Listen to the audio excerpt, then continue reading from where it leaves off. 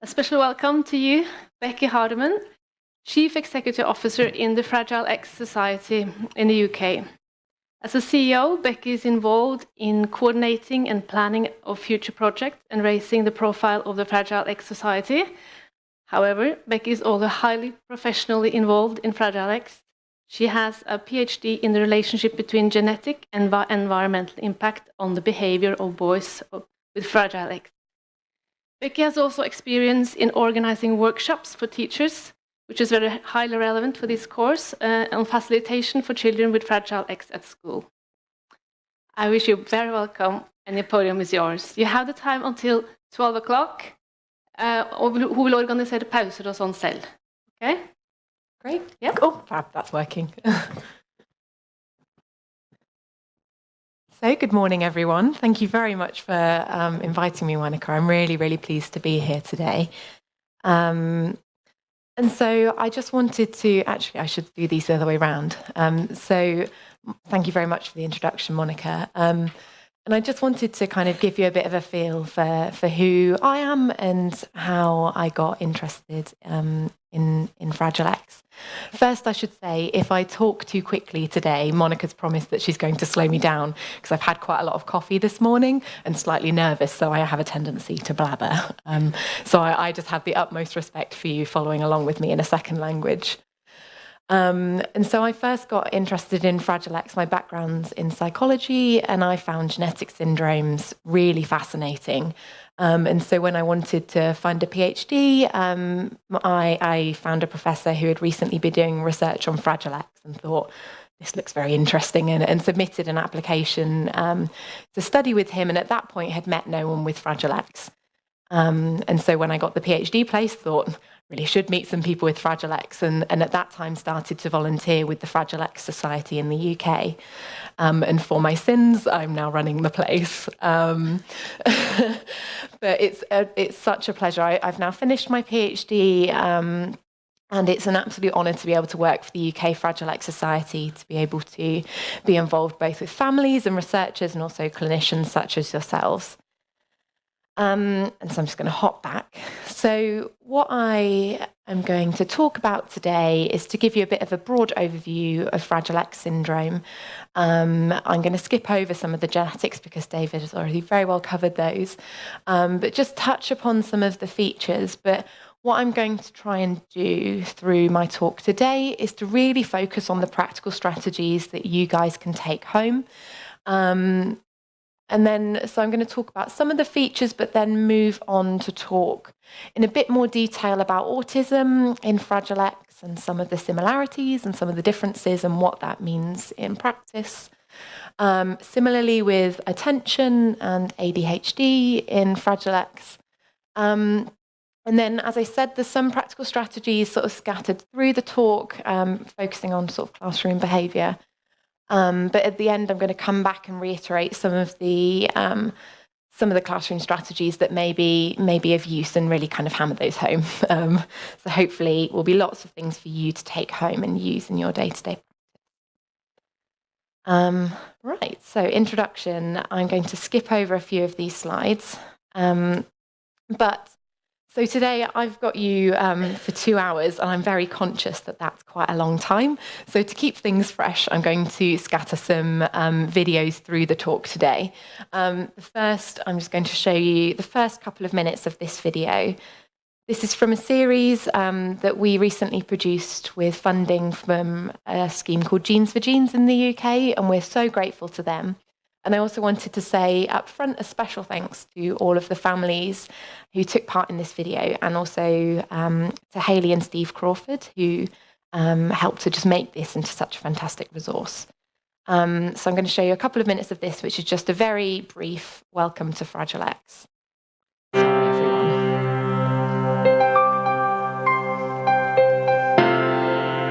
Everything is connected and affected, really. One, total. No. Oops. Oh, no. Fragile X syndrome is common. It's not only the most common identifiable inherited cause of intellectual disability, it's also the most common identifiable inherited cause of autism spectrum conditions. It affects as many as 1 in 3,000 to 1 in 4,000 individuals in its full mutation state, but it's far more common again in people who carry the pre-mutation. The most common physical feature of Fragile X syndrome is just how normal and ordinary an individual appears. This is important because people, including professionals, often mistakenly believe that if you have a genetic cause for your disabilities, then you will look different. There are some subtle aspects. The head can be slightly largish and longish, with protruding ears, which often flush with high levels of anxiety or emotion. There might be a high-arched palate, which can affect speech and language, and a longish flattened nasal bridge. The chin can be quite protruding, and usually there's quite widespread lax ligaments, hypermobile joints, flat feet, and occasionally some eye and hearing problems, and perhaps even some heart murmurs. He has low mobility. He has low muscle tone, double jointedness, that affects the way he walks, There's a range of common behaviours and developmental aspects associated with having Fragile X syndrome. Intellectual functioning is usually in what we call the mild to moderate intellectual disability range. That's equivalent to an IQ of about 35 to 70. His communication skills, social skills are affected. His writing, his memory, language skills, everything is connected and affected, really. Speech and language can also be very characteristic. It can have a humorous or jocular characteristic to it. It can be quite repetitious, and it can have up and down swings of pitch. However, the communication skills are good. There's usually very high anxiety levels, which can often mediate the so-called challenging behaviours. In Fragile X syndrome, there are all Pop a pause there because I'm going to come back to this part of the video later. So we've been through the genetics. And so I know this has been touched upon this morning, but I wanted to linger on my slides about sort of the wider effects of Fragile X syndrome. So obviously the focus of today is on Fragile X syndrome, which is the genetic condition that's associated with intellectual or learning disabilities and autistic-like behaviour. But as David mentioned in his earlier talk, individuals who carry smaller changes to their sort of Fragile X gene are known as permutation carriers. And it used to be assumed that people who carried this permutation were completely unaffected themselves, but did carry a risk of passing this Fragile X syndrome to future generations. And as we've gone along, we've learned that that really isn't the case. As David mentioned, there are these conditions, FAXTAS, which is Fragile X associated tremor and ataxia syndrome, which is a condition that may affect carriers, particularly males, but it can also affect women in later life, and it's associated with sort of movement, memory, and balance problems. And then there's FXPOI, FAXPOI, which is the condition that may affect female carriers, up to a quarter of them. And these women experience menopause an average of 5 years earlier, but that may be, right down into their 20s. And this obviously can have quite profound effects on planning a family, but also comes with sort of an earlier risk for health conditions that are associated with menopause. And Fragile X may account for up to 15% of all cases of ovarian insufficiency. So in those clinical settings, something that's really important to be looking out for. But beyond these two conditions, there is a broader sort of phenotype or a broader profile of issues that might be associated with the Fragile X premutation. Becky Hardiman, who is the sort of grandmother of Fragile X, really, she's recently been discussing a proposed new diagnosis to be recognised amongst people who have this premutation, which is Fragile X-associated neuropsychiatric disorder, FAXAND. And what this is aiming to reflect in and hoping to get recognised is the fact that a lot of people who are carriers of Fragile X themselves experience sort of neurological and mental health issues This can be anxiety, depression, sleep disorders. You might see some obsessive compulsive traits, and pain symptoms are a really big factor for some people who have the premutation. This might be fibromyalgia, which is kind of a generalized pain condition, but also migraines seem to be a really big issue in this group, including vestibular migraines, which can make you very dizzy, can give you feelings of vertigo, which can be really very challenging. And there's also some orthopedic problems. What's not the case is that every carrier of Fragile X experiences these issues. And a problem can be misunderstanding around this. So sometimes some of our parents find that, sometimes they're not being listened to and being dismissed. Oh, you're just thinking this because you're anxious, because you're a carrier of Fragile X. And that's absolutely not what I want to sort of perpetuate and make worse here. But what I wanted to highlight to you all is that if you're working with someone who's got Fragile X syndrome, is to really think about the fact that in that family, people providing support might have multiple caregiving responsibilities. It might be a mum who, her dad, the granddad in the family has FACS-TAS and is requiring increasing amounts of care. And also because of the inherited nature of Fragile X, there might be multiple children in that family who have Fragile X syndrome. And sometimes also mum herself may be experiencing some of these health or mental health conditions. So I always try to hammer this home, is to really make sure when you're working with someone with Fragile X to kind of check in with the family and what's going on there, and make sure that everyone there is getting the right support for them and their individual needs. I had a slide there that I'd skipped over. And another sort of myth that I wanted to address right up front is around gender in Fragile X. So Fragile X is a condition that can affect both boys and men, as well as girls and women.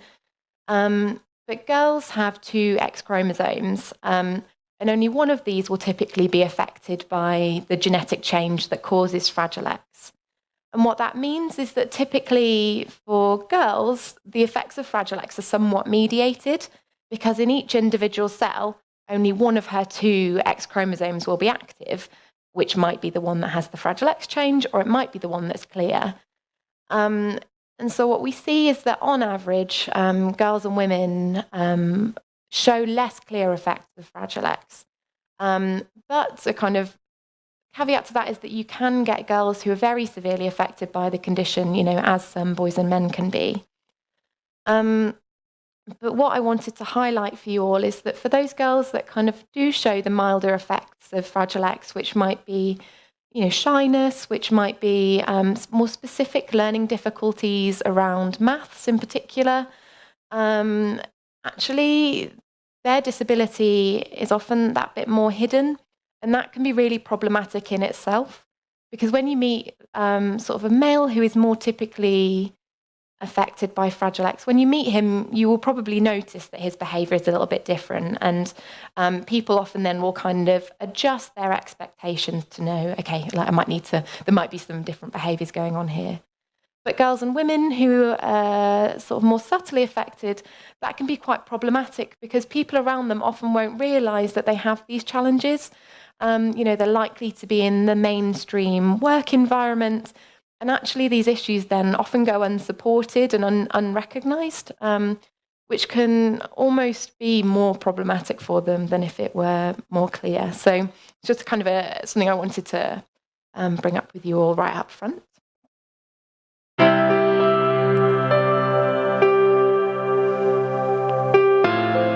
I've said it on numerous occasions. Sometimes it would have been easier if the disability was visible, because it's not, and they look like any other child of their age, and so it's been really hard. Females can be affected by Fragile X syndrome, despite it being on the X chromosome and them having 2, and they can be affected to a very variable degree. Most severely affected will be rather like the males, but it may be quite subtle, seemingly mild, but nonetheless very detrimental to the individual's welfare and ability to maximise their potential and their quality of life. It is about anxiety, and it is about nerves, and it is also about ADHD. It's about,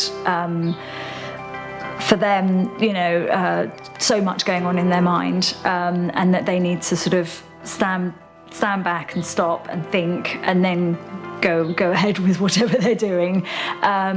And it's about trying to get those nerves under control, and understanding that those nerves are being driven by a genetic condition, and that other people do feel that, but theirs is more acute, and that it's okay. It affects my nerves because it affects me because it affects my learning. It also affects my language. My speech and language. It also affects my brain because I have hypermobility. My sister, she gets really anxious. I like to fiddle a lot. I like to moan quite a lot because I get annoyed with myself sometimes. Maze these days doesn't like crowds as much, so she doesn't like going. I mean, we live near Brixton, and she doesn't particularly like going to Brixton. There's a great cinema there, and she finds the crowds overwhelming. I don't like, I don't like big crowds because I just have a real problem with crowds. I hide behind my mum and dad's back because I don't want people looking at me. Girls with Fragile X syndrome particularly my girls, are brilliant at disguising any issues. The things that we thought were just behavioural, we then realise they're not behavioural. Yeah. That's actually Fragile X traits. Yeah, because academically she's kind of like, I don't know, that's what expected, isn't she, I guess, in most areas, apart from maybe the maths. Maths is not, but her reading's quite good. Yeah, she reads really well. I think she speaks really well as well. I think she's very eloquent. And also the sort of the art, the drama, she gets lots of praises for her dancing and stuff like that, so yeah. What do you do on Thursday and Fridays? Dance. Really? Tell us a bit about your dancing. Come on, what do you dance? What styles of dancing do you do instead? I do ballet, tap and jazz. I got my exam results and I got 3 distinctions. You got really top marks, didn't you? Maze doesn't really come in. I mean, she will draw, but So hopefully that, sorry for stopping it early, but hopefully that gives you kind of a bit of a feel for some of the features in girls. You can see they all did an absolutely brilliant job joining in our video. You can see that a lot of them were slightly shy about doing that, and that was even with someone behind the camera that they had got to know really well. Were you back? Yep. And before I sort of plunge into talking about some of the features of Fragile X more specifically, I wanted to sort of discuss a little bit about what the diagnosis means and sort of the attitude that I would take and that I feel might be helpful for you guys to take when you're working with people with Fragile X. And that is that this diagnosis of Fragile X syndrome isn't just a label that gets put on someone's forms, and it isn't a label to sort of define or give. People are given all sorts of labels within systems and people with disabilities, and that's not what I see a diagnosis of Fragile X is.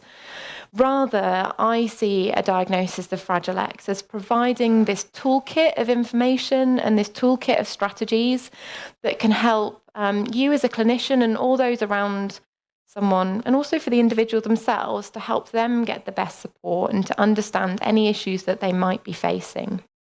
And I'm going to talk through a range of features that can be associated with Fragile X. But it's also important to highlight that not everything relating to Fragile X will affect each individual. For example, not every person with Fragile X will bite their hand. Not every person with Fragile X will have epilepsy. But what is really important is to be aware of these features that might be associated with the condition, so that if someone is having issues, you can kind of know where to go first to look for help. But we say this particularly to families when they get a new diagnosis. Sometimes when you go online, it's almost like this scary menu of lots of problems that your relative might have or that you might have. And it's really important to highlight that, yeah, not everyone will have all of those things.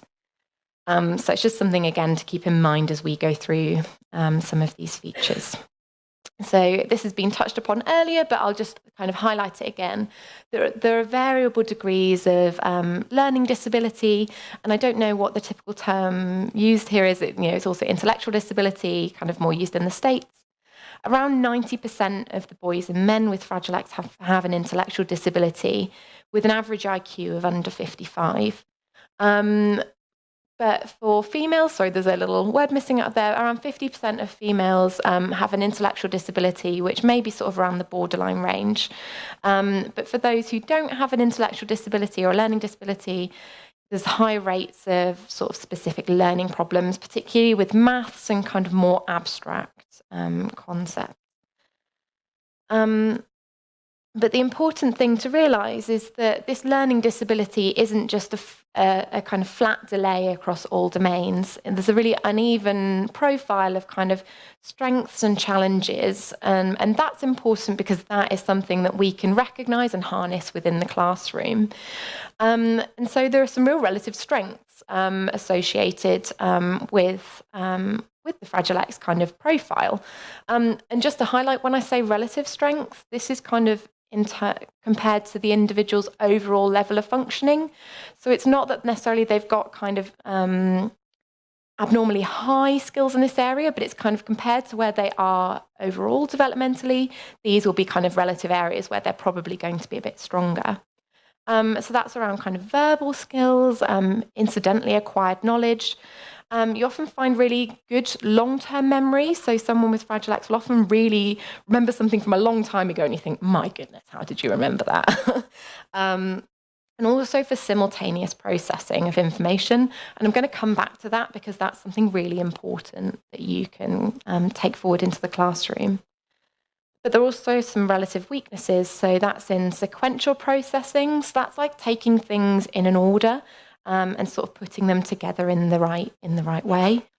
Kind of particularly auditory sort of learning and auditory attention is quite impaired, and as well, like short-term memory can be kind of problematic.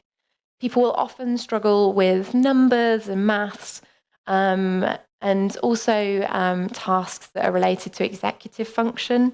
So that might be things like attention. But again, I'm going to come back to those a little bit later and talk in more detail practically what these things mean.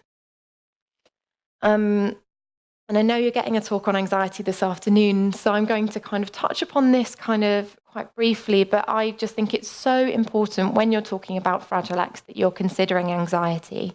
I always think about this piece of research that shows that 86% of males and 77% of females with Fragile X syndrome have clinically significant anxiety. So that's not just that they're a little bit anxious, but this is anxiety that's there to the extent that it's really impacting their day-to-day life.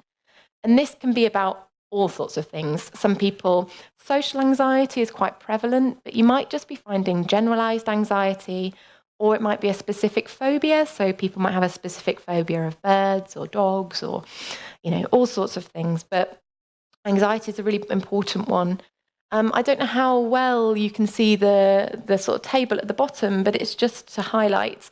I was at the US Fragile X conference, and they have these fantastic sessions for sort of young people and adults with Fragile X that are specifically aimed at them. And they did this activity where they worked with people to pick out things that made them anxious, kind of what anxiety feels like for them, and what they do when they're anxious.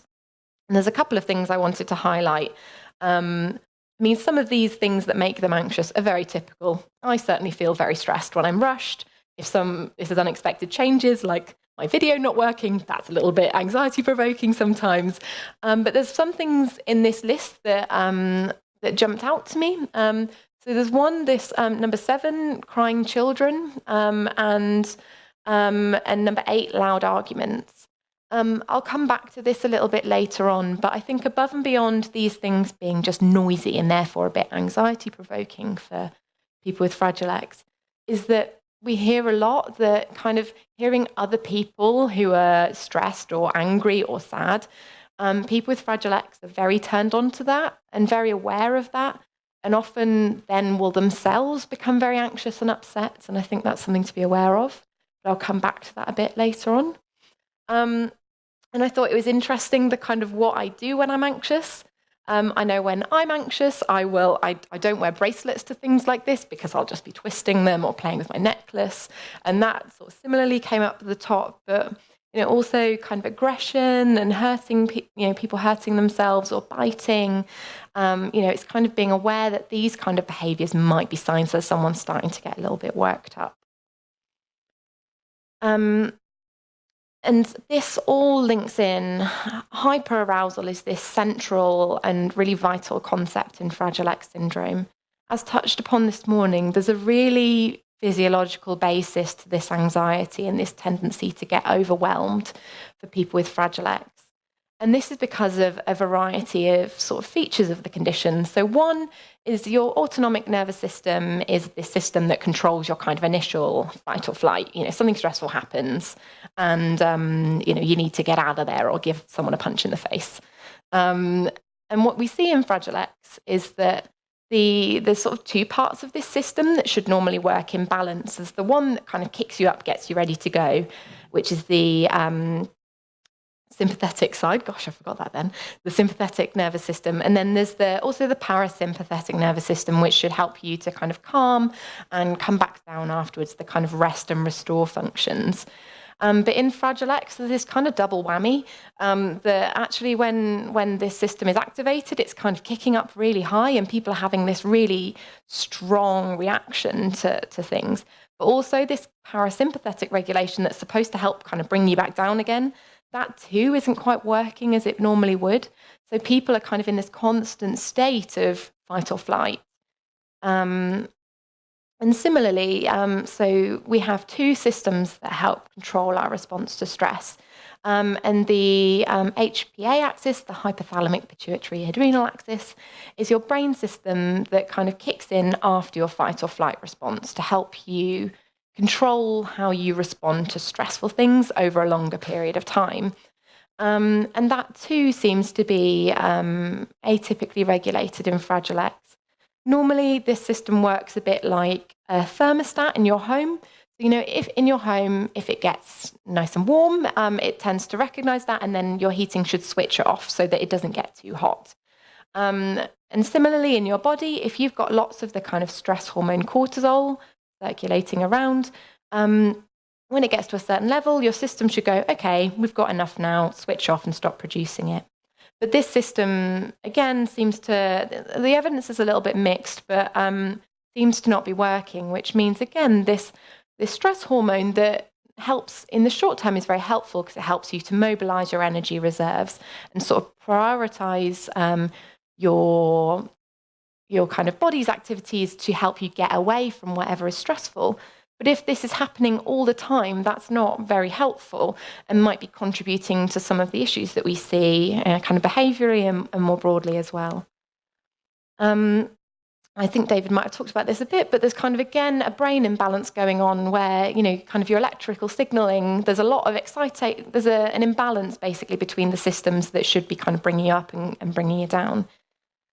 And also within your brain, the areas that help to regulate your emotional responses to day-to-day challenges. So, like if someone came and jumped in here right now and scared me, my brain would be processing about that kind of fear-inducing stimulus. And there are changes in Fragile X to the brain systems that are related to those sorts of emotional evaluation kind of responses. And also there's sensory sensitivities that people with Fragile X experience, and I'll talk about those more in a second. But the take-home message from this slide is that there's a lot of biology to battle when you're working with someone with Fragile X. There's a lot of things that are going on that means that, kind of as a baseline, someone with Fragile X is probably kind of functioning up here in terms of their anxiety. if you imagine kind of your ability to cope with a stressful sort of situation as an empty cup, you might have, so say when I was traveling here yesterday, if there was a traffic jam, that's kind of a little bit in my cup. And then I arrived at the airport and the app wouldn't work on my phone and I couldn't get my my ticket for the flight. That's a little bit more anxiety provoking. And then there was a really long queue at security and I didn't know if I was going to make it to my flight on time. That's very anxiety provoking. But there's quite a lot of things I can cope with. And it might only have been that, if someone I'd been stopped at security, or I don't know why, but if I couldn't get to my flight on time, then I'd maybe have a meltdown and shout at someone. But actually, someone with Fragile X is probably kind of up here as a baseline. So it might only take something small to kind of send them into this kind of real meltdown. Get them to a state where they're really feeling quite stressed. And this is important because I don't know how well you can see these slides, but essentially this just means that in order for us all to be functioning at our best, we need to have a good middle level of arousal. If you are at very low levels of arousal, you're probably feeling very sleepy, you're not really going to be wanting to do very much, you're kind of really low. If you're a really high arousal state, you're probably, your fight or flight system's really activated, you're feeling really stressed. At that point, you can't really focus, you can't really do anything particularly productive.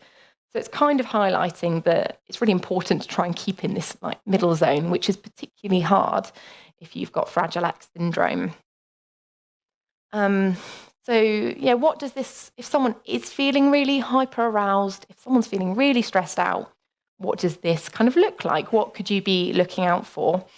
And this changes from person to person, but often you will see that they're struggling a little bit more to pay attention. You might even see that their motor controls, like their physical movements, they might be struggling with a little bit more.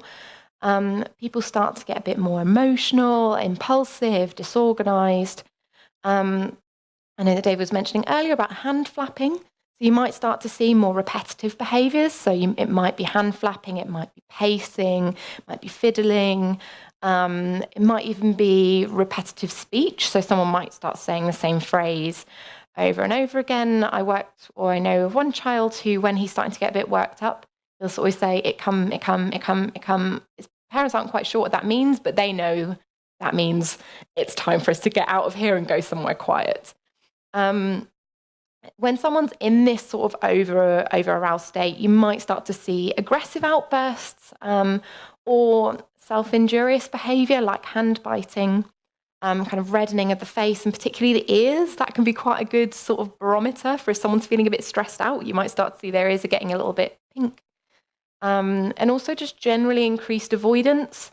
So someone might leave the room if they're able to kind of recognise that they need that. But you might see just they generally are avoiding tasks or kind of avoiding your gaze or just kind of pulling back a little bit. And so if you start to see these things, there are things that you can do to help someone. And there's things that you can do to help prevent someone getting to this kind of overwhelmed state in the first place. So one of the things you can do is through your day in the classroom is to make sure that you build in really frequent breaks. It's a very simple task that you can do, but it's a really, really important one. And also transitions, so moving between different places or different activities can be really challenging for people with Fragile X. And I'll come on to a bit about why that is a bit later.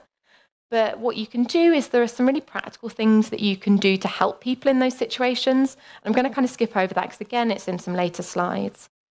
Again, it's being aware that people might get easily overwhelmed by new things. So make sure that if you're introducing new things that you do it bit by bit. You sort of break down the novelty of that situation and try to kind of embed new tasks within tasks or activities that someone is really familiar with to help them feel a little bit more confident around that, to stop that kind of anxiety response kicking off.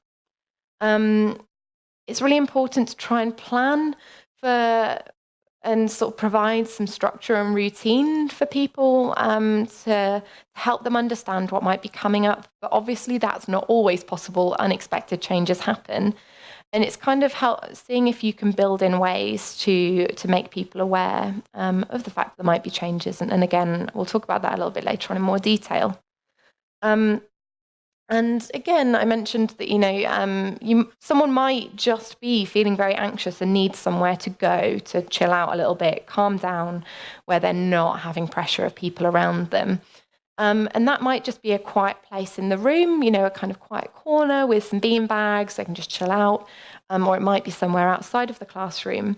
One nice little practical tip that we found a few of our teachers and a few of our parents have said is that they've just got, those little pop-up tents that they can pop up, and it's just like a little safe bolt hole.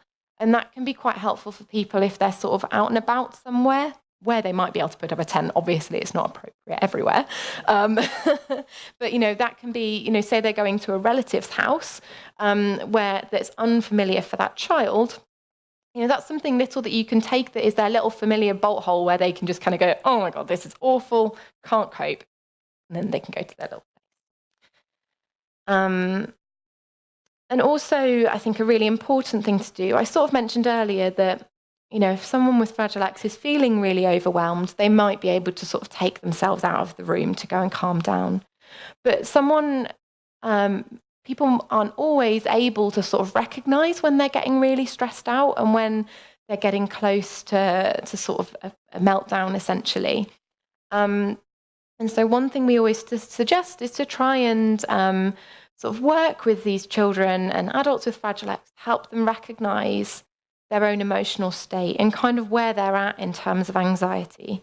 And there's different ways to do this, and you may well have done this with children in your classrooms, and you're probably more expert than I in the practical sides of things. But things like these sort of thermometers, and you can help people to recognize, when you're right down at the bottom, I'm great, I'm in my best place, totally chilled out, it's all fine. And a 5 is I'm about to hit you. And there's all of the grades in between. And I think working with people to help teach them to recognize where they're feeling in terms of anxiety and hyperarousal is a really important step if that individual is able to do that, because then it can help them to build in strategies that can help themselves to calm down without the need for other people to prompt them. And the sorts of strategies that you can put in place to help people to calm down can be really, really practical things. And so breathing is a really big one. If someone's feeling very anxious, they're probably going to start breathing really quickly, and that's going to start escalating how anxious they're feeling. And actually, something that you can always do, no matter where you are, is take some deep breaths, and that's going to help someone to calm down. And what we often suggest, or what can be helpful, is having a little visual prompt to help someone to do that. I can't do my left and right, on the far side, we've got one example of a resource that someone had produced, which was a kind of visual timetable of helping someone to count the number of deep breaths that they were taking. Because just those 5 kind of like slow, like in through your nose, out through your mouth breaths can really go a long way to help someone calming down. As well as that, there's physical activities that people might find helpful to calm down. So sometimes squeezing something really tight and then letting that go. Again, you could do that 5 times, squeeze your hands and then let them go. These sorts of things are really practical things that, what suits each child is going to be a little bit different. There's a few different strategies on here. So it's, maybe counting to 10, but it's kind of knowing that there's these practical things that can help bring someone down if they're in that really stressed out place.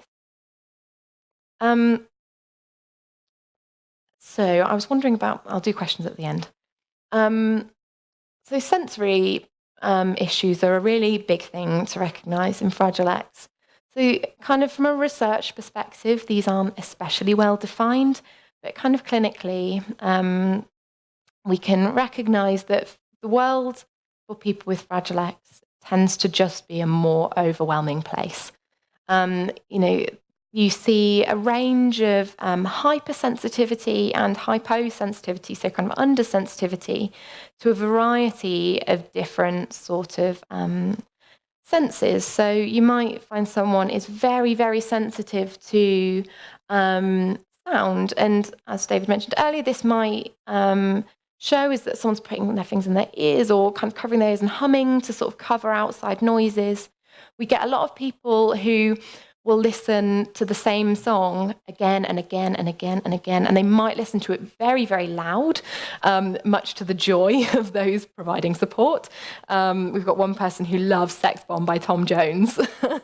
And actually, this might seem a bit counterproductive because it's really loud music. What it is loud, predictable music that they can use to drown out all this unpredictable stuff that might be coming in around them and causing them stress. Sometimes people are very sensitive kind of orally to textures. So people may not like certain types of food. What we often see, or sort of what we commonly see, is that people don't like the kind of soft, smushy kind of textures and quite like crunchy things, but equally you can see the other way around. But that can have problems. It can mean that some people are quite restricted in what food they'll choose to eat or be able to eat. And sort of tactile defensiveness, so sort of textures or touch against your skin. I see a lot of people who can't stand like tags in their clothing, that drive them mad, or scratchy materials, or they might not like someone sort of brushing against them, that's really physically uncomfortable. And some people as well really struggle with strong smells.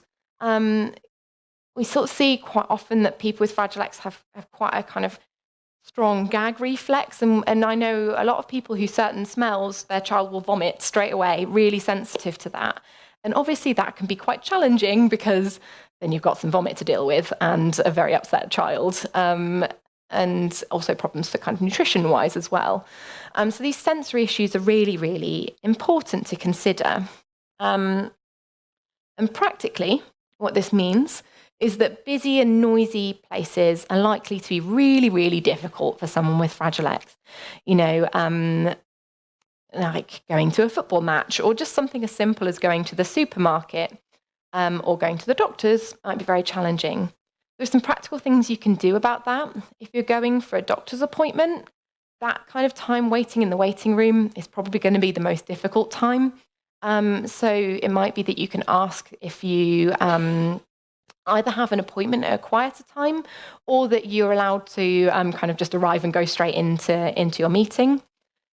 Again, this kind of having a bolt hole somewhere quiet that you can retreat to. It's really important to consider for each individual what their specific sensory issues are. Sometimes there might be some people might find kind of lighting difficult, particularly that kind of fluorescent lighting that's in offices and sometimes classrooms. So it might be thinking about, those things that you or I might not notice might actually be just really stressful for someone. So it's breaking down and trying to adapt and change those things where we can. And one thing that sometimes people find useful is to teach someone, give someone some sort of indicator that they can use to request that they take a break or indicate that they are feeling really, really anxious. So we have some people that have like a little break card or a get out card. It's important that's used in a way, or the individual is supported to know that you can't always just ask for breaks because you don't want to do something, but it's kind of working with them to use that in situations where they are feeling a bit overwhelmed, and then to start addressing the issues that are getting them there so that they can be kept in that educational setting longer and more positively engage with those tasks. Again, so communication and language can be a real issue for people who have Fragile X. Jeremy Turk, in the video that I showed at the beginning, talked a little bit about this, but I'll just kind of highlight a few of the sort of communication issues that you might see for people with Fragile X. So often you'll see repetition of words and phrases. So this might be repeating something that they've said. I've found that a lot of the people that I know are awesome at quoting movie quotes. They'll be able to say something and mimic the accent as well, kind of right from a movie or a TV show that they've seen. And sometimes using that in very appropriate situations where they're feeling a bit anxious and can't come up with their own words, they'll kind of bring out a movie quote at that time, and it works really well. But you might also get that they're repeating something that they've said before, and that's palilalia. And when someone with Fragile X is speaking, they'll quite often swing in pitch, so it might be down here and then up here, and kind of up and down, and it can make it slightly difficult to follow. Similarly, you can see dysrhythmia, which is speaking at abnormal speeds and sometimes really slow, and then cluttering together really fast. And that can make it quite difficult to follow what someone's saying. And an important thing to highlight is that often people's receptive language, so that's what they can understand, is stronger than their ability to articulate things verbally. So their receptive language tends to be stronger than their expressive language. So that's important to consider, that sometimes people's understanding is a bit more advanced than what they're able to say back to you. And to highlight some of these verbal features, I wanted to show you a clip this is a trailer from a movie that some of you might have seen. If you haven't seen it, I recommend it so highly. I don't know if there are any Metallica fans in the room or remotely, but obviously Metallica are a metal band, and Tom has Fragile X syndrome, and he, it'll say it in the advert, but Tom is a very big fan of Metallica. But right at the beginning of the video, you can see kind of some of those communication traits in action. And I'm going to let this trailer play all the way through for a couple of minutes, because I want to highlight at the end, and I'll bring back later, some of the strategies that you see, or some of the things that you see throughout this trailer that Tom is doing. I'm a meat large. Meat large. What do let me? Oh, let me.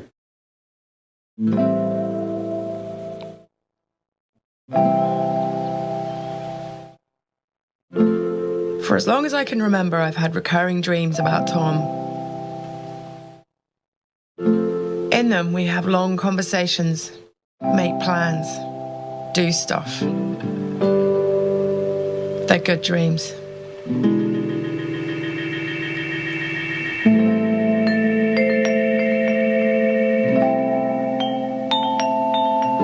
Tom is my brother. He has Fragile X syndrome, a sort of autism with bells on. For the last 20 years, Tom has lived in a care home in the country, while me and our younger brother Will have raced on with lives in London. I'm a journalist and Will's a filmmaker. Tom makes animal bedding out of old newspapers. How are you? Can I have a hug? No. Cup of tea? Yeah, let's have a cup of tea. As adults, we've drifted apart from Tom, and both of us feel bad about that. I've never earned that mug he gave me with Best Sister in the World on it. And Will hasn't even got a mug. Tom's never asked for much. Well, there is one thing. Give me fuel, give me fire, give me that which I desire.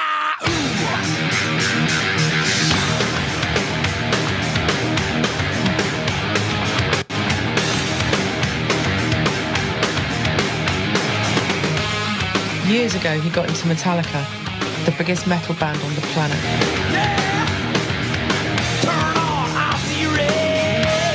Then he started obsessing about the drummer, Lars Ulrich. He must have said 10,000 times, "Wanna meet Lars? Wanna meet Lars? How am I going to meet him, Kate?" This is a film about how he tried to make Tom's dream come true.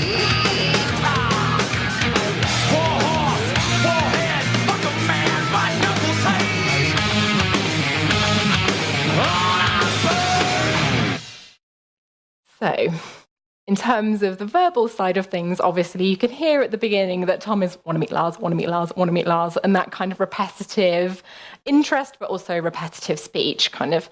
And also you can hear that because his speech is quite cluttered, it's quite difficult to hear exactly what he's saying. In terms of the sort of physical features of Fragile X, sometimes people have quite a high arched palate, and also loose connective tissue, which can contribute to these speech and language issues. So if someone if their muscle tone isn't quite so strong in their tongue or in their lips, they might be struggling to articulate quite so clearly. But also, I'll kind of come back to this later, and some of the things that that Tom's brother and sister did to try and help him kind of get into a Metallica concert, which you can imagine is quite a stressful place for someone with Fragile X, given that it's very loud music and a lot of people and flashing lights. But I shan't spoil the the film. So some practical strategies that you guys can take in the classroom to try and assist someone with Fragile X is to know that, whilst verbal language might be a goal for someone with Fragile X, to consider the possibility of communication aids to help someone articulate how they're feeling, what their needs are.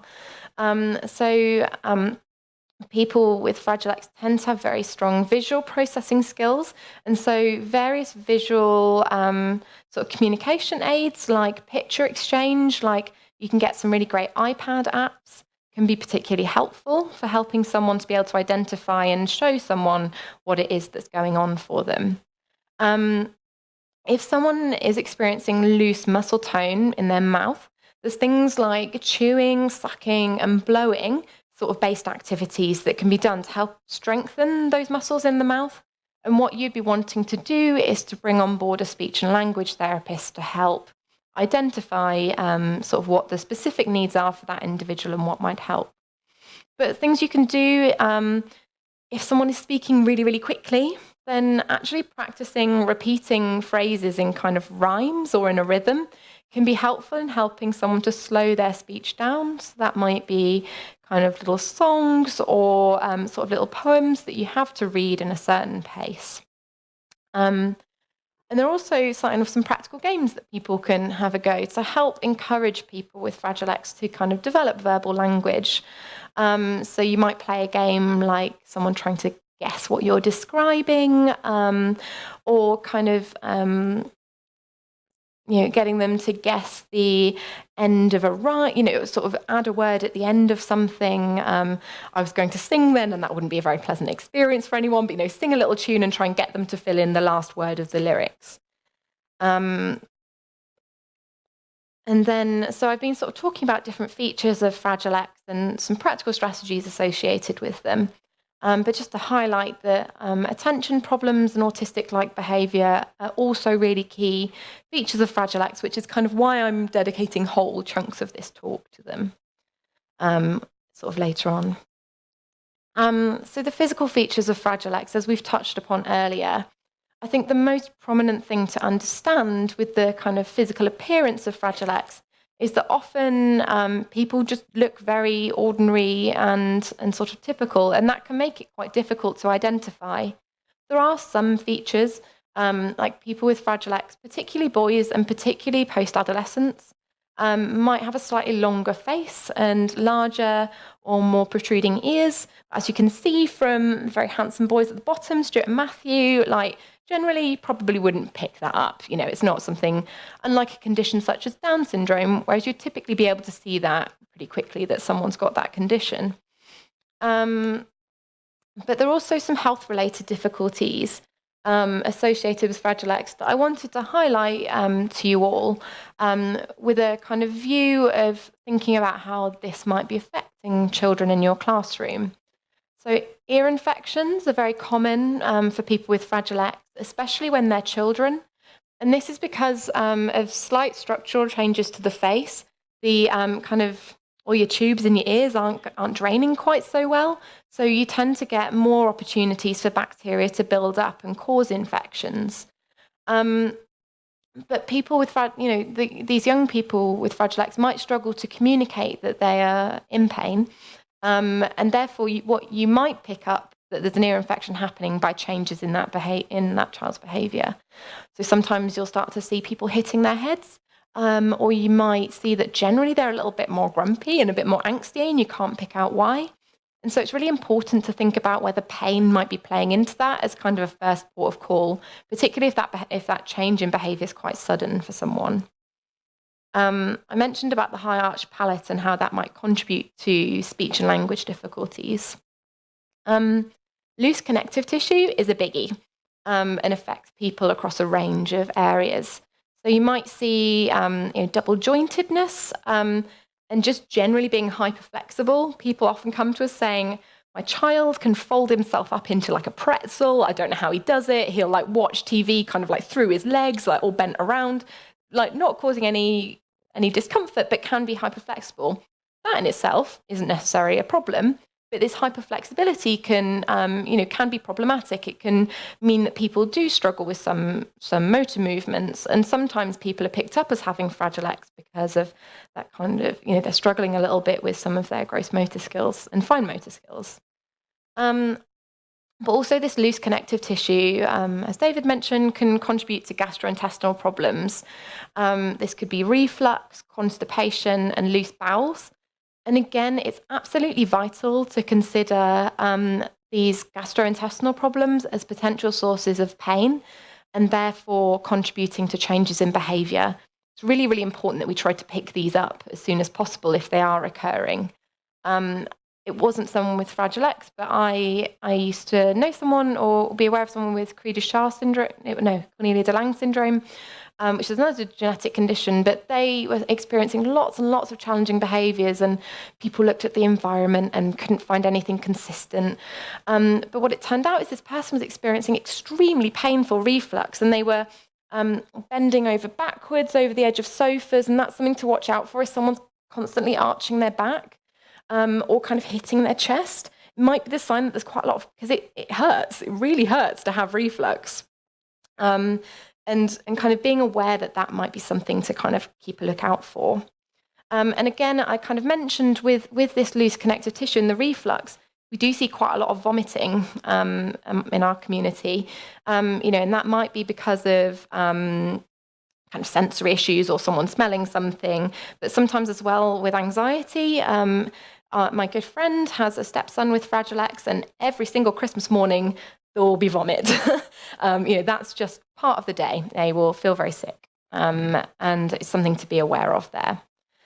A note on health-related difficulties and pain is that there is some suggestion that people with Fragile X might have a reduced pain threshold, so might not experience pain in exactly the same way. A kind of story showing this is that one of our board members has 2 adult sons with Fragile X, and they live together, and she said one day it kind of went a bit quiet and she wasn't quite sure what was going on, but thought, no, it's fine. And then one of the sons a bit later walked in and just went, it went all the way in. She was sort of like, don't know what that means, but it's probably fine. And then the other son walked in with a pencil all the way in. His brother had pushed it into his ear and ruptured the eardrum, and it was bleeding. Sorry if anyone's squeamish. But he seemed thoroughly unperturbed by this. Like, obviously, that's not a typical response to that. The only caveat is, I think it's good to be aware, but I think it's also important to consider the potential influence of pain and not to overlook that because someone might have sort of atypical pain sensitivity. And also epilepsy is very important to recognise, and that's already been covered. And so what I hope I haven't done, but what I am aware that I sort of have done, is gone through a load of problems that someone with Fragile X might experience. And as I said at the beginning, it's important to recognise that not everyone with Fragile X will experience all of these issues. But on the flip side, there's also a lot of really good bits and a lot of strengths that people with Fragile X have. I love what I do because a lot of the people that I work with are just really funny. People with, we notice a lot of the time, people are very aware of other people, which I'll come back to around autism, and very good at kind of picking up comic timing and, repeating funny movie quotes and, very, very personable. There's a really strong like for routine events and familiar people and familiar places and tasks. Generally, and this is not always the case, kind of a strong desire to please other people, which I think kind of ties into this humour and strong imitation skills. And as I mentioned, with that sensitivity to kind of other people being a bit upset, is actually being quite tuned into how other people are feeling around them. And there's some real kind of learning strengths that I think that we can build on and will be my kind of main focus of the end of this talk. yeah, that's kind of the end of my first chunk of the talk. I don't know whether we feel like a break now. And then, so I'll let you all kind of rest your brains for a couple of minutes, and then we'll come back and talk about Fragile X and autism in a bit more detail. So the second half of this talk, I suppose, is going to focus a little bit more specifically on autism in Fragile X, and then I'll move on to sort of ADHD and attention problems, and then we'll round off with some more classroom strategies if we've got time, because I thought I would run out of time in 2 hours and potentially I've got too much content. But you've all got my slides, and also if you want me to email them to you, if you want to ask me any questions, then that's absolutely fine as well. So this is probably kind of, I was going to say teaching grandma to suck eggs, but that's probably a weird thing to translate. Is basically, I'm probably talking to people who already understand. So what do we mean by autism spectrum conditions or autism spectrum disorder? And it's a combination of difficulty with social communication and social interaction, combined with restricted, repetitive patterns of behaviour, interests, or activities. That's kind of autism in a nutshell. And the simple picture with Fragile X and autism is that Fragile X syndrome is the most common single genetic change, single gene cause of autism. And it underlies up to 1 in 20 people who have autism have Fragile X syndrome as an underlying cause. It's important to note that not everybody with Fragile X syndrome meets the criteria for autism. So around a third of boys and men with Fragile X syndrome could be diagnosed with autism, and kind of about 2/3 sort of are probably on the autism spectrum. And probably reflecting some of the issues I'm going to talk about later, the exact estimates of how many are kind of on the autism spectrum vary pretty widely according to how it's measured and defined.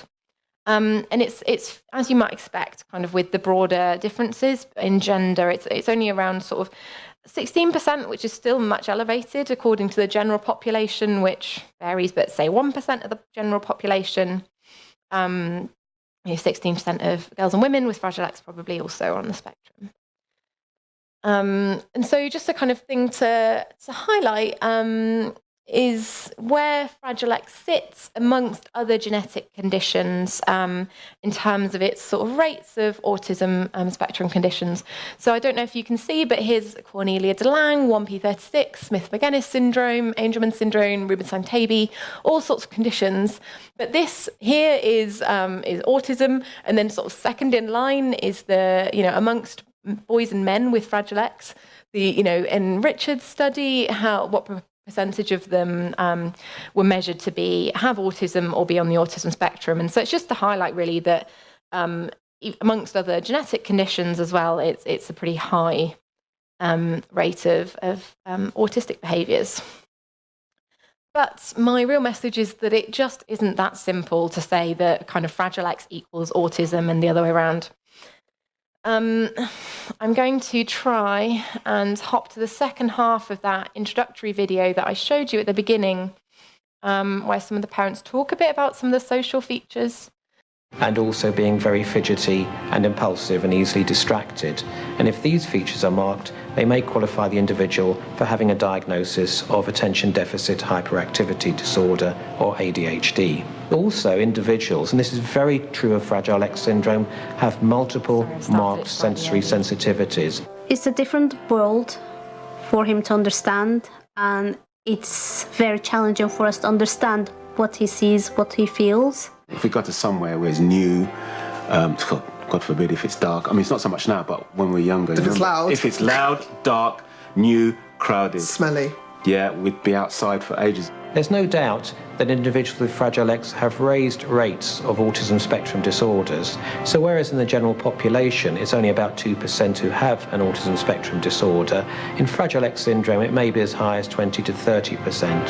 However, it's usually the paradoxical juxtaposition of a friendly and sociable, albeit shy and socially anxious personality in the presence of certain autistic-like features. Once he gets used to the people, once he overcomes anxiety and the pressure of talking, two-way talking, he's fine with people. He's beautiful hair, pink ears, pink. He would kind of hide behind you first, and then he'd make sure he's with you, and bit by bit he'd come out. And he says embarrassing things. Yeah. Well, they're fine if they know them. If they're within this circle, or the family circle, or whatever it is, or they're with me when I meet a stranger, they're fine. On their own, they're not as good with strangers. Well, Jason, I can't say that about Jason, because he'll talk to anybody. I love being around with friends and chatting to them all and chatting to customers and things, you know. There's a lot of confusion about how Fragile X syndrome and autism relate to each other. Fragile X syndrome describes the cause of the challenges. In technical language, what we call an etiological label. That is the cause, and there may be a range of possible consequences, one of which is autism spectrum disorder. It's a bit like autism, but he's not autistic. I do. Right. But my aim of showing you that video was to kind of give you a feel of the fact that this is kind of autistic-like, but it's not typical autism. You know, what you would have heard, hopefully, from those families is that people are like, he's really, really sociable, but he just really struggles with sort of social interaction because of his anxiety. So to highlight, on the surface, Fragile X and autism look very similar. So what you'll often notice, one of the first things you might notice when you meet with someone with Fragile X is they're probably not going to make eye contact with you. Gaze aversion is almost universal in adults and is very, very common in children. So what you might see is someone's kind of looking at your chin or looking at your mouth, or you might kind of have someone fully looking away. A kind of classic Fragile X greeting will be to come up to you and try and sort of shake your hand, but be turning their body like completely away from you, just because that they're really motivated to interact, but really, really anxious about it. And shyness and social withdrawal in general is also very common. So I talked about that piece of research about anxiety in general earlier, and social anxiety is a really common type of anxiety that people with Fragile X will experience. What you tend to see is that people kind of warm up the more familiar they are with you. You know, that anxiety, once they kind of get to know you a bit, often sort of dwindles. That's not always the case. Some people have more kind of persisting challenges with interacting with other people. But, you know, there is this kind of tendency to kind of get more sociable as they know you. You know, and another similar thing to kind of general autism is this repetitive behaviour, so like hand flapping, repetitive speech, and self-injurious behaviour. But the presentation differs. You see, compared to kind of autism in general, you see similar rates of these kind of repetitive behaviours and similar rates of kind of gaze avoidance. But what you see in Fragile X is a lower rate of impairment and problems with sort of social behaviours. So people often will sort of have good joint attention, you know, kind of understand, sort of be quite good at expressing their emotions, you know, lots of social smiling. And so this kind of social side of Fragile X doesn't seem to be quite impaired or challenged in the same way as it is in autism in general. You know, in this kind of these communicative behaviours like pointing, like imitating, you know, don't seem to overall be challenged in the same way as they are in kind of, I might say idiopathic autism a couple of times. Apologies, I try not to use technical terms, but if I do, that just means autism kind of generally, like autism not associated, in this case, with Fragile X. And I'm just quoting, if anyone is particularly interested in the sort of science of this, the paper that's at the bottom of this slide is excellent. But it's basically just highlighting that there's you know, the kind of qualitative and quantitative, so amount of impairments are quite different to kind of in autism more generally. And I'm going to go through a few issues that are highlighted in another really fantastic paper, which is the one that I've fully cited at the bottom. A note, actually, is I've kind of put citations through this presentation, but I've not given you a big slide at the end because I didn't want to have to flick through it all. If anyone does want a list of the references, then do get in touch with me. But in autism in general, you see problems with hyperactivity and with anxiety. But what we see is that in Fragile X, these issues are more severe. And also, it seems to be that, whilst you see these problems in idiopathic autism, in autism generally, in Fragile X, these issues seem to be more tied to the autistic behaviours. The anxiety and the hyperactivity are kind of driving a lot of the autistic behaviours that we see, like the repetitive behaviours, like the gaze avoidance and kind of shyness and withdrawal, which is different. And sort of similarly, autism in general occurs across different intellectual kind of functioning ranges. You'll get people who are very, very hyper intelligent who have autism, and you'll get people who are very severely impaired who have autism. And that doesn't seem to, that it kind of occurs equally across those groups, or more or less. But in Fragile X, again, there seems to be a tighter relationship between your intellectual functioning. So those that have lower IQs tend to show more autistic behaviour. And the way I would express this is that those who have, more severe intellectual disabilities are probably less able to use other strategies to kind of mask or cope with their anxiety.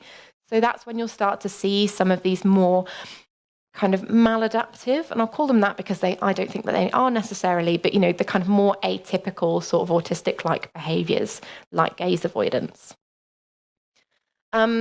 And sorry, I'm being a bit sciencey here, but I'll flick over it pretty quickly in case anyone's interested.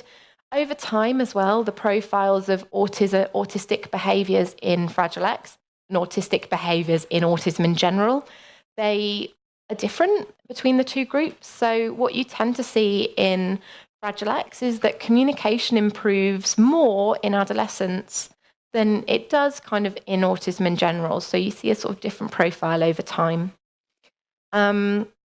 And as well, if you want to get nerdy about it, the underlying kind of brain structures are quite different. The differences we see in Fragile X compared to what you see in autism not associated with Fragile X are quite different.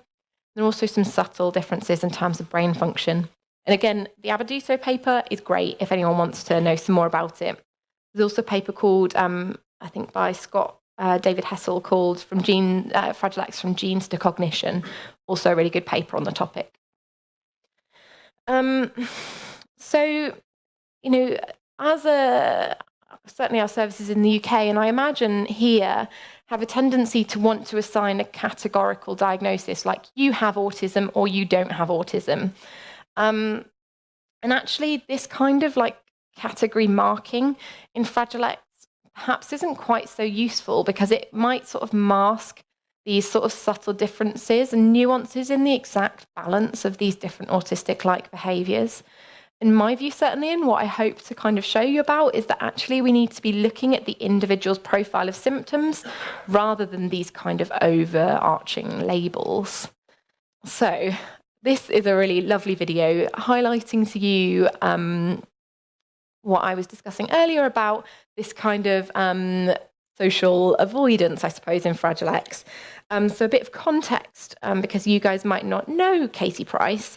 So Katie Price, also known as Jordan, is a glamour model and has been in Playboy and other such magazines. And so any teenage boy would be very excited to meet Katie Price. Katie also has a son with Prader-Willi syndrome, and actually is a really great ambassador for discussing disability-related issues and sort of parenting.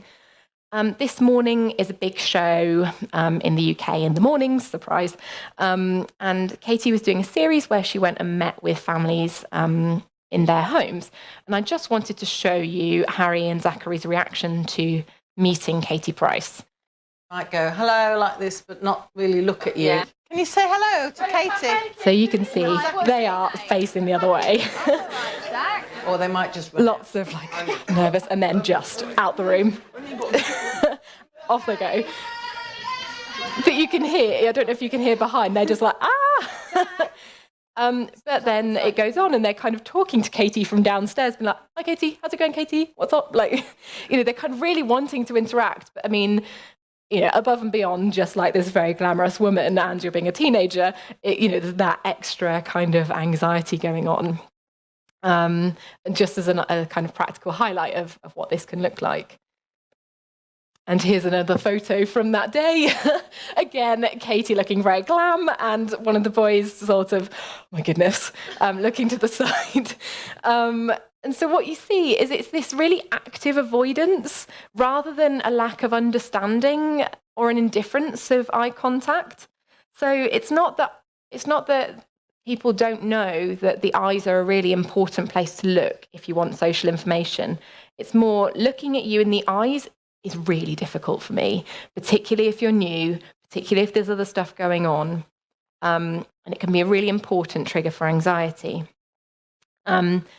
A researchy thing, but I thought this highlights it really nicely. So just to come over and point, these are heat maps. So where it's red, that's where someone's looked the most. Sort of heat maps of where people with Fragile X looked during this experiment. And so this was during a conversation, and where people without Fragile X looked. So you can see there's a real difference here. People are really kind of looking at the bottom of the face to avoid your eyes. And so I think the message that I want to give is that people might make eye contact with you, but it's probably going to be quite anxiety provoking for them. And you must remember that eye contact might be able to be given, but it could be at the expense of something else. If they're feeling anxious because they're making eye contact with you, they might be less able to take part in whatever task it is that you're trying to get them to do. And what we'd recommend is that you let that child initiate eye contact with you to the degree that they're comfortable with. And that may well increase over time as they get more familiar with you, but it might not. And it's important to know that just because someone isn't looking at you in the eyes, it doesn't mean that they're not paying attention to you. In fact, it's probably quite the opposite, and they're probably paying attention to you very closely. And one thing that you can do to make the sort of classroom environment perhaps more comfortable for someone with Fragile X is to make some simple adaptations. Like if you're doing one-to-one work with them, rather than sitting directly opposite, which requires quite a lot of eye contact, you can sit beside them. And that sort of takes that pressure off them. You don't necessarily have to change the task that you're doing. It means that it gives some space for eye contact not to be an additional burden. And for this reason, we would typically recommend that increasing eye contact isn't necessarily an educational goal for people with Fragile X, because it's likely functional for them. Really what harm's it doing if they're paying attention? There might be some missed opportunities for kind of picking up some subtle social cues, but in general, it's something that they're doing to help manage their anxiety, and that works for them. It's really remembering indirect. If you remember to try and be as indirect as possible, so stand side by side or sit side by side rather than being face to face. Sometimes kind of looking at pictures together as a bit of a conversation starter can help. Because when I say indirect, any sort of direct attention can be quite stressful for someone who's got Fragile X. So even sometimes direct questions can sort of catch people off guard and make them suddenly quite anxious. And so there's some adaptations you can make there. So rather than saying like, I'm trying to think of a question, like, what is my name? And then it's the direct question to them. You could say, my name is, and they might then hop in and kind of finish that sentence for you. It's not necessarily that they don't know the answer, but sometimes that kind of direct questioning can be anxiety provoking. And an illustration of that is a story that I will tell you. So this sort of the stress of direct interaction means that a lot of people with Fragile X really struggle on birthdays, and kind of birthday meltdowns are something that are talked about quite a lot in our community. So that extends, on your birthday, people treat you really well, let's sing you happy birthday, bring you presents, and you are the centre of attention. And we find that a lot of our community just can't deal with that. Like the worst thing that they can imagine, it's not fun.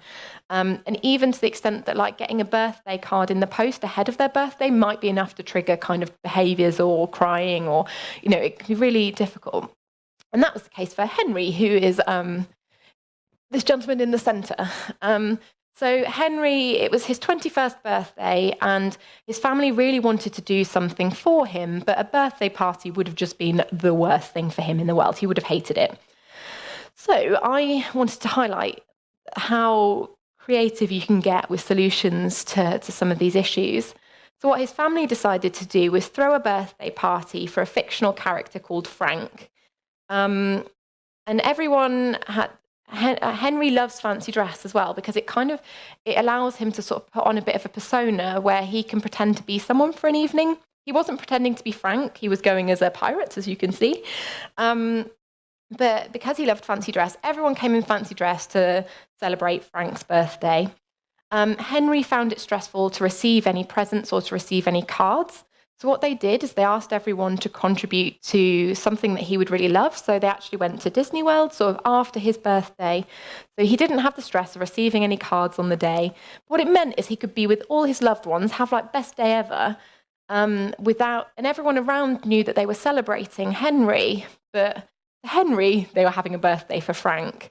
And I just think that's a really lovely way. And it's written up, if anyone does want to kind of read the story, it's written up in a publication called Learning Disability Today. So yeah, it's this kind of like thinking indirect and how you can moderate your teaching or your behaviour to kind of make someone feel more comfortable.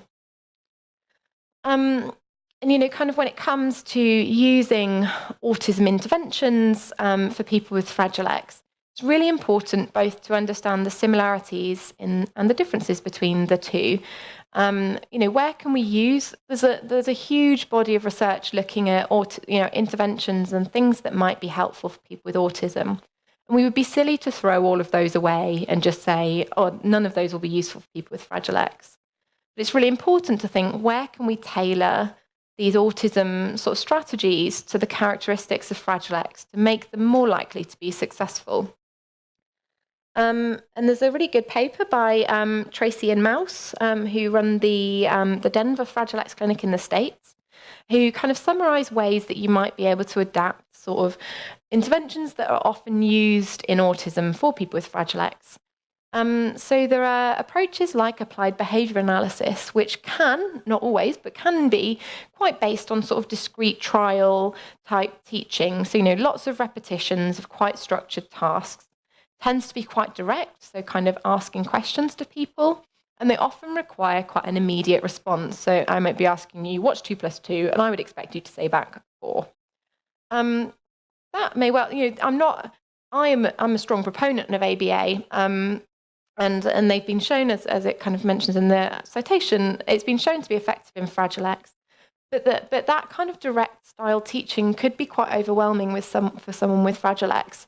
And so it's important to think about, is there ways that we can change the way that this task is structured to make it more accessible and less anxiety provoking? And generally kind of the message is like, don't try and battle the biology. Acknowledge that someone's probably going to have a tendency to feel quite anxious. And also think about anxiety and hyperarousal, and kind of the fact that they might be the reason behind these sort of problem or challenging behaviours. You know, like some people might find gaze avoidance problematic, but actually, do we really need to change these things? Because it might be actually quite an adaptive way of that individual dealing with their kind of biology, you know, dealing with their anxiety. And if it really is problematic for that individual, it's really important to make sure, rather than just stopping that behaviour, what can we replace it with? Because clearly it's serving a function for them, and we don't want to lose that. If any of you are in the position of assessing someone with Fragile X syndrome to see if they have autism or display autistic-like symptomatology, it's important to sort of be aware that assessment of this kind of autism and Fragile X can be challenging, because often when you're assessing it, you are going to, you know, kind of a paediatrician's office, and the child might not have met that paediatrician before. It's a very novel environment. There's all these new tasks. And so, you know, this kind of anxiety and hyperarousal might particularly affect performance in this kind of assessment situation for someone with Fragile X. So you might see quite different behaviour in that sort of setting to actually that individual's day-to-day functioning levels. So it's important to kind of make sure as a clinician that you're getting a holistic picture of, you know, kind of what's going on in day-to-day life, as well as in the clinic, because that's still important, but it might not be the whole picture. because of time, actually, I'm going to skip over this discussion, but there's a nice summary here that you can take away that kind of shows the similarities and differences between Fragile X and autism. And I just wanted to highlight at the end that this is not, I've kind of presented you the view that in these, there's meaningful differences between Fragile X and autism, but there's some kind of questions still going on, and people will disagree.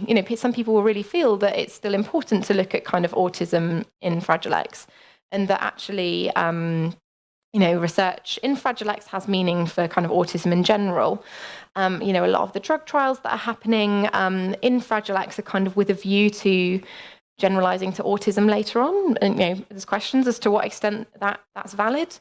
But just kind of on a very practical level, when we're talking to parents who are considering getting these extra diagnoses, is on the one hand, having a label of autism or ADHD, as I'll come on to, on someone's kind of information can be good because it opens doors to services. Certainly in the UK, a lot of services are autism specific. So if someone with Fragile X doesn't have that kind of extra label, they're probably not going to get those supports that might be helpful for them. But the problem is that once that autism diagnosis is on someone's statement, people then tend to stop looking at the Fragile X. And actually what we find a lot of the time is the information that a Fragile X syndrome diagnosis gives is much more useful when trying to understand that individual's needs than a more generic label like autism. So there's no right or wrong kind of answer. It's just something to consider and what's best for that individual and whether it's best to pursue an autism diagnosis or not for them. So next, attention problems. So ADHD. So there's varying sort of estimates, but there's a very high proportion of people with Fragile X syndrome that will have issues with attention. And attention deficit hyperactivity disorder is a combination of inattention, hyperactivity, and impulsivity. And I've listed on the slides sort of what that might look like. So you can have a look at those. And again, a bit like earlier, I was saying, it's not like a blanket problem with all attention. There's some areas that are kind of stronger and there's some areas that are weaker. There's some research that's been done comparing different groups. And for instance, compared to people with Down syndrome, people with Fragile X have more problem with sort of selective attention, so paying attention to something and ignoring others. Divided attention, so that's like having to pay attention to people, a couple of places at once. Sustained attention, which is keeping your attention in one place, and also inhibiting responses. But better at some other parts. So again, it's just kind of to highlight that it's important to understand specifically Fragile X here. And when it comes to attention difficulties, this is an important thing to consider in the classroom, is that people with Fragile X tend to have more problems with auditory attention, so listening to things, than they do with processing visual information. So basically, it's kind of to take, so a bit more sciencey on these slides, but basically the message is that, if someone's having problems sort of taking information in that's being told to them, that might be partly because of a specific problem with attending to that sort of auditory information, and that actually they might have a better chance of processing this information if it's presented to them visually. An additional benefit of visual information is that it tends to stick around. You can put a symbol or a word there and it stays, but if you say something, it's kind of transient. You say that word and then it's gone. So that the visual supports can be quite helpful in giving people the time to process what you're trying to let them know. I mentioned earlier that transitions, so moving between activities or moving between places, can be particularly challenging for people with Fragile X. And I think that Kate Woodcock and her colleagues do a really good job of kind of talking about this and linking the kind of underlying problems with what you see in the classroom. So task switching is a kind of cognitive process that helps you to sort of move on, move on from doing one thing to another thing. And actually people with Fragile X find that really difficult and it's specifically impaired. And so a transition is a practical area in life where you're having to move from one thing, switch what you're focusing on and change to something else. A And what Kate Woodcock and colleagues showed really nicely is that this problem with task switching leads to difficulty with transitions and unexpected changes. And then in Fragile X, that's displayed as anxiety and sort of self-injurious behaviour. So it's a nice kind of link through of the underlying causes and what you actually see. And so what do we do about this in the classroom? I mentioned earlier that, that busy environments can be quite difficult, but particularly with attention problems, if you're wanting someone to focus on a task, what you want to do is minimize the distractions around that child to maximize their opportunity to pay attention to it. So sometimes what people find helpful is to sit in an area of the classroom, perhaps where they are not directly surrounded by busy things, not necessarily surrounded by other people. Sometimes people sit in like little booths around their desks, so that kind of the extra everything else that's going on around them is kind of buffered a little bit. Sometimes it might help to sit beside a positive role model, because people are very good at imitating. It might kind of help them to understand that this is a time that we sit down and pay attention to this. But also, shortening tasks and allowing frequent breaks. If someone can only pay attention for a relatively short amount of time, make sure you're maximising that time that they can pay attention and giving them opportunities to kind of unwind in between that. And related to that, often people with Fragile X have this like really overactive presentation, so this real need to move all the time. And so go with that, build that into your day. Can the child take physical movement breaks? So what sometimes people find helpful is to do a little bit of work, and then like go and bounce on a little trampoline or go and have a run around the playground and then come back to kind of get that out their system. It's also important to be aware that if that child needs to move while they're working and they're able to do the task in that situation, that's fine. Allow them to move if they need to. There might be times where they have to sit quietly, but ultimately you want to be prioritizing the learning of whatever it is that you're targeting at that time. And if they need to move around during that, that's okay. And also sometimes people might find it helpful to have like something to fidget with in their hands, or sometimes something to chew, like some oral motor stimulation during that time to kind of, again, address that kind of physical overactivity while they're paying attention in class. Also with the attention problems, it's really important to provide very clear and explicit expectations about the task in hand. So there's a lot of assumptions we make when we start a task. So, if I sit down and say, okay, we're going to be doing math problems now, actually that person with Fragile X who you sit down with might not know how long is this going on for. Oh my God, is this forever? Are we going to be looking at this sheet forever? I don't know kind of what's happening and what's expected of me. And so I think it's particularly important to break that down into saying, we're going to do this for 5 minutes, or we are going to do 5 problems and then it's a break time. And how will they know when it's finished? And tick lists can be quite helpful. And some of our teachers that we work with say that they, will sort of have a list of we will do this and this and this, and then we're going to go out for a break. Or you can use sort of now and next cards, kind of highlighting this is the current task, but we will have a break afterwards, or we will go and have a snack or something that's fun and that person likes. Similarly with sort of transition, the sort of now and next cards they can be something dead simple. These things don't have to be high tech. You can literally just have spaces. Some people might like photos, some people might like words, some people might like symbols. It's really important to kind of consider each individual and what suits them best. But another thing that can help with transitions is having an object of reference to help highlight what it is that's coming up next. Practically what this means is that, if we're in a task and it's break time next, actually showing someone their coat kind of might be a more meaningful connection than showing them a picture of break is coming next. It's something that they practically associate with whatever the next activity is. Visual timetables in the classroom can be very helpful for helping to make things explicit, kind of in terms of what's coming next. And I mentioned kind of earlier, giving someone a purpose when they're moving between places can be quite helpful. So what we find often is that teachers will kind of make that people with Fragile X, like a classroom monitor, like, oh, we need to carry this box between, to the next lesson, or, can you help me hand out the sheets? And kind of almost taking the focus off the move between activities can be quite helpful in facilitating that move.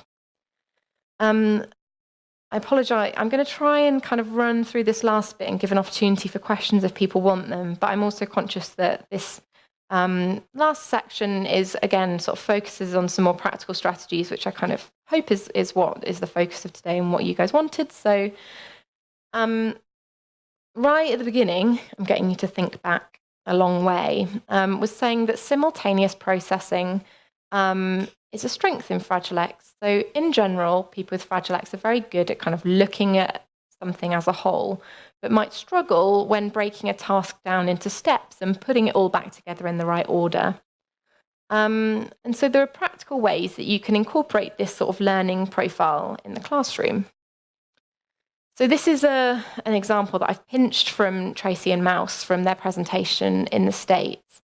But a normal way, if you were working with a pupil and you're like, we're going to make a fruit salad today, normally you would want to present the steps that need to happen. We need to get our knife, we need to cut this up, we need to put it in a bowl, whipped topping, that's a very American thing, but whatever you decide to do to finish it, and then have a spoon and it's all finished. You kind of break that down into steps.